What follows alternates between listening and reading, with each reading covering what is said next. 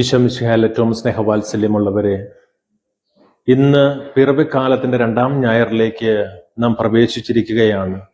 തിരുസഭാ മാതാവ് ധ്യാനിക്കുവാനായി നമുക്ക് നൽകിയിരിക്കുന്ന വചനഭാഗം ലൂക്കായുടെ സുവിശേഷം 2-ാം അധ്യായം 22 മുതൽ 24 വരെയും 41 മുതൽ 52 വരെയുമാണ്.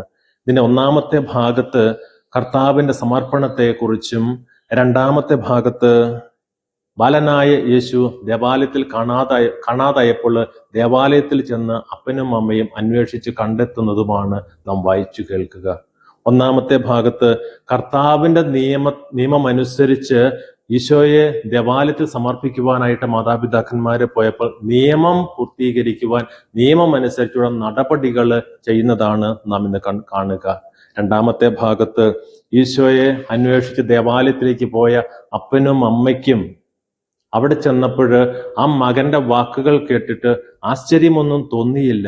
അമ്മ മകനോട് ചോദിക്കുകയാണ്, മകനെ, നിന്റെ പിതാവും ഞാനും എത്രമാത്രം ഉത്കണ്ഠാകുലരായിരുന്നു, നീ എന്താണ് ഈ ചെയ്തത് എന്ന് ചോദിച്ചപ്പോൾ ബാലനായ ഈശോ ദേവാലയത്തിൽ നിന്നുകൊണ്ട് പറയുകയാണ്, അല്ലെങ്കിൽ അവരോട് ചോദിക്കുകയാണ്, ഞാൻ എൻ്റെ പിതാവിന്റെ കാര്യത്തിൽ വ്യാപൃതനാകണമെന്ന് നിങ്ങൾക്ക് അറിഞ്ഞുകൂടെ, വ്യാപൃതനാണെന്ന് നിങ്ങൾക്ക് അറിഞ്ഞുകൂടെ എന്ന്.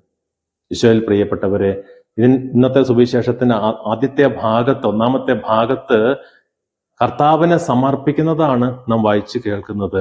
ആ സമർപ്പിക്കുമ്പോൾ അപ്പനും അമ്മയും കർത്താവിനോടുള്ള ബഹുമാനത്തില്, സ്നേഹത്തില്, കൃതജ്ഞത അർപ്പിക്കുന്നതിനു വേണ്ടി തൻ്റെ മകനെ തന്നെ ആ ദൈവത്തിന് കാഴ്ചവെക്കുവാനായിട്ടാണ് പോയത്.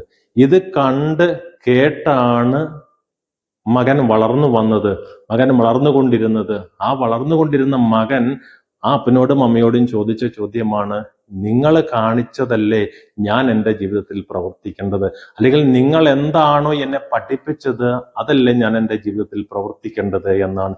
ഞാൻ എൻ്റെ പിതാവിന്റെ കാര്യത്തിൽ വ്യാപൃതനായിരിക്കേണ്ടതാണെന്ന് നിങ്ങൾക്ക് അറിഞ്ഞുകൂടെ എന്ന്. പ്രിയപ്പെട്ടവരെ, നമുക്കും മക്കളുണ്ട്. നമ്മുടെ മക്കള്, വരും തലമുറയുമൊക്കെ എങ്ങനെയായിരിക്കണമെന്ന് ഇന്നത്തെ വചനം നമ്മെ പഠിപ്പിക്കുകയാണ്, പറഞ്ഞ് മനസ്സിലാക്കി തരികയാണ്. എങ്ങനെയായിരിക്കണം? മാതാപിതാക്കന്മാര് ദൈവഭയത്തിലും ദൈവസ്നേഹത്തിലും അതോടൊപ്പം കൃതജ്ഞതയുള്ളവരുമാകണം. അത് മക്കള് കണ്ടു വളരണം, പഠിക്കണം. അപ്പോൾ മാത്രമാണ് മക്കളും നല്ല രീതിയിൽ കൃതജ്ഞതയുള്ളവരാകുക, മറ്റുള്ളവരെ സ്നേഹിക്കുന്നവരും മറ്റുള്ളവർക്ക് നന്മ ചെയ്യുന്നവരുമാകുന്ന നല്ല മക്കളായി തീരുക എന്ന് നമ്മോട് പറയുകയാണ്.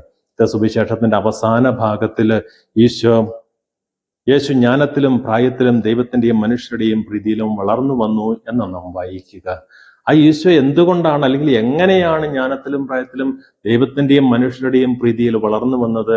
തൻ്റെ മാതാപിതാക്കന്മാരെ ചൊല്ലിക്കൊടുത്ത, കാണിച്ചു കൊടുത്ത കാര്യങ്ങള് അവൻ മനസ്സിലാക്കുകയും ഗ്രഹിക്കുകയും ചെയ്ത് അത് തൻ്റെ ജീവിതത്തിൽ പ്രാവർത്തികമാക്കുകയാണ് ചെയ്തത്. നമ്മോടും പറയുന്നത് അത് തന്നെയാണ്.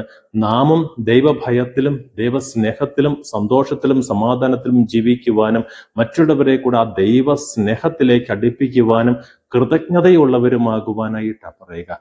അത് നമ്മുടെ വരും തലമുറ കണ്ടു വളരുവാനും നമ്മുടെ കുഞ്ഞുങ്ങൾ അത് കണ്ടും കേട്ടും വളരുവാനും അതോടൊപ്പം തന്നെ അവർ നന്മയിൽ വളരുവാനും നന്മ ചെയ്യുന്ന നല്ല മക്കളായി നല്ല സമൂഹമായിട്ട് മാറുവാനായിട്ട് ഇന്ന് വചനം നമ്മെ പഠിപ്പിക്കുകയാണ്.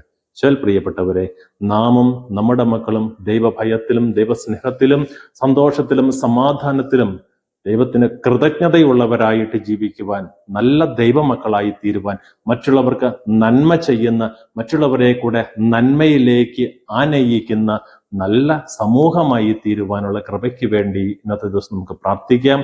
ദൈവം നമ്മെ ഓരോരുത്തരെയും സമൃദ്ധമായി അനുഗ്രഹിക്കട്ടെ. നല്ലൊരു ദിവസം ആശംസിക്കുന്നു. God bless you.